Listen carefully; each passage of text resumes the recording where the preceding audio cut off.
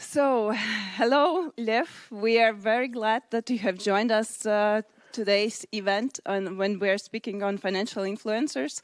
You are admitted to be the top investor in Estonia, and you're generously also sharing your opinions on financial markets. So, very much thanks to you, welcome to our event today. Hi. Hi, thanks for having me. Hello. Yeah, so let's start with the first question. I would like to start with the Estonian financial influencer kind of overall the environment, which is very, very developed in Estonia. You know, there is a joke that Estonians are gambling on stock exchange while Latvians are gambling in casinos. I hope it's really a joke and we are just not there where Estonians are. We know that in Estonia, financial financial investor market is very, very developed. And I would like to ask you, what is the credit which should be given to financial influencer in Estonia?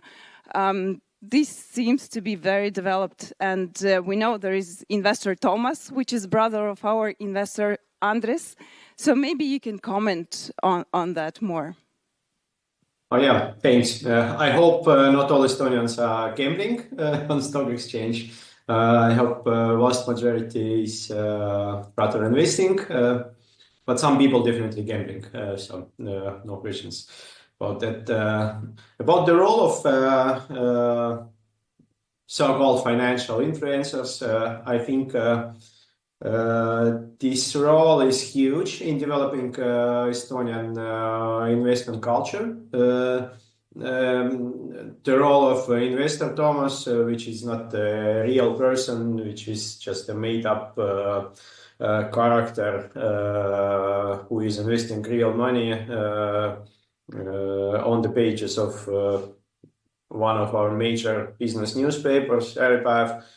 His role is also, I think, very big in promoting investment culture in Estonia. So I guess, yeah, the pretty much of a big chunk of credits for developing investment culture in Estonia should go to people who are actively promoting it and creating some awareness.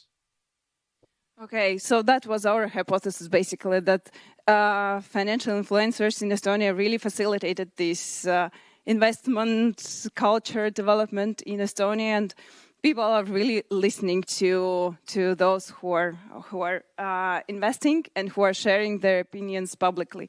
So therefore, I would like to ask my other next question, and that's the critical case of Planet 42. We have seen and felt the waves of this bankruptcy case also in Latvia.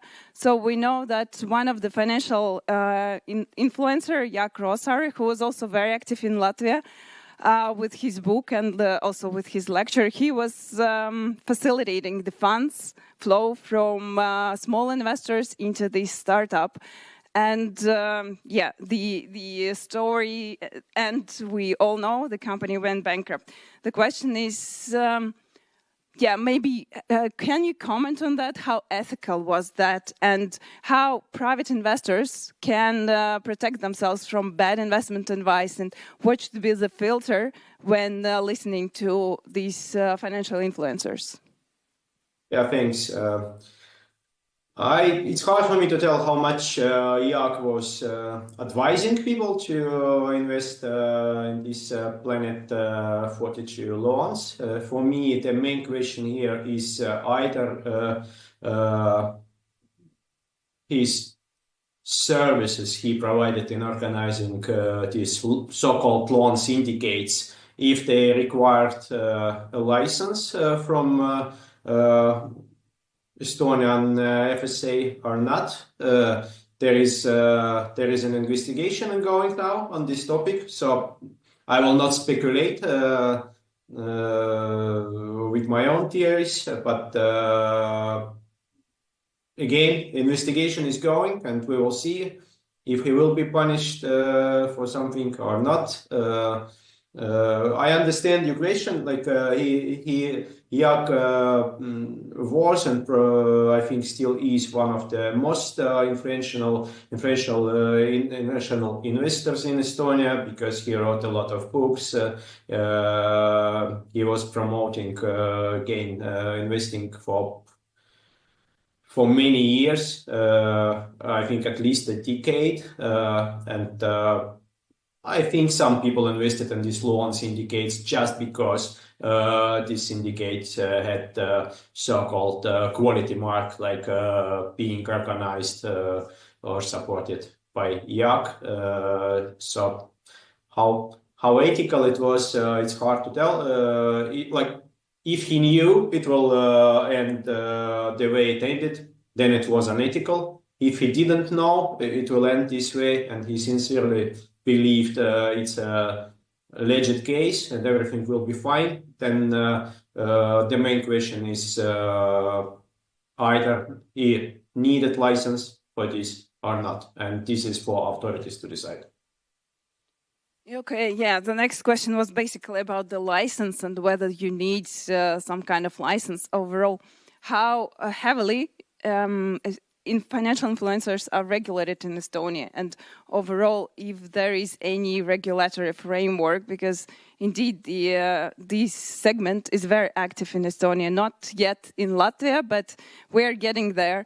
And so what are your opinion if it is not really regulated, this segment, whether the regulator should step into? The only people who, like, from my own experience, I've heard some people saying, okay, there should be some strict regulation for financial influencers. Actually, every single person who said it to me was either providing financial services by owning some company which has a license for like some kind of investment banking services, or has free letters on their business card C, F, and A. So people obviously protecting their own interest. I'm not blaming them. I would probably, if I would be certified financial advisor, I would probably also say, okay, we need to regulate these people in internet somehow. But I'm not supporting any kind of excessive regulation. We have regulations in place when people abuse system, when people give some, when they have some kind of conflict of interest, and then they advising others using their own influence. It's all regulated, and we have a framework for that. So I do not see any need for additional regulation. It's rather FSA should really watch the situation, and if they see someone is violating something, then they should either warn person or probably start some investigation if it's something more serious, which is happening in Estonia for many years. Okay, so you say that regulators should step in when someone is violating something. Perhaps Exactly. you're speaking now, absolutely. But perhaps you're also speaking now about some red flags that should be kind of detected, or maybe you can tell what are they? So how a private person who doesn't know anything about finance and the law in finance. So what are these red flags that the person should be aware from and should kind of reconsider his or her opinion on a particular person? Yeah, I think one should first one should understand. Okay, there are people who are rather opinion leaders, like people who have opinion, and this opinion is it's rather people who rather known from traditional media, and then they probably have some social media channels where they also share some ideas and knowledge. Like I want to think it applies to myself. I never started as a financial influencer. It's just my opinion is often being published in newspapers and sometimes on TV. And that's why they call me a financial influencer. I'm not started like, okay, let's make an Instagram account and try to influence people in financial area. But there is other category, people who start straight from the social media, mainly with the goal to make money from it, like to have some paid promotions, to have some paid advertisement, to get to share some promo codes for some investment platforms. So basically, for me, not exactly there yet, but yellow flag is always when people are sharing some promo codes, which would give discount to you if you invest on this platform, or share some advices like you should buy this or you should buy that, like in very promotional way, or probably people inviting you to participate in some, like, first time it's free, please come to our event, we will talk to you about investment, and then we will have more extensive workshop on this topic, which would be for money. So I would be careful with these sort of people, but you know, if someone well known in financial or investment world is sharing their opinion in media or also social media, then probably it's more safe to pay attention, but please do not follow any advices from anyone, including myself, like, because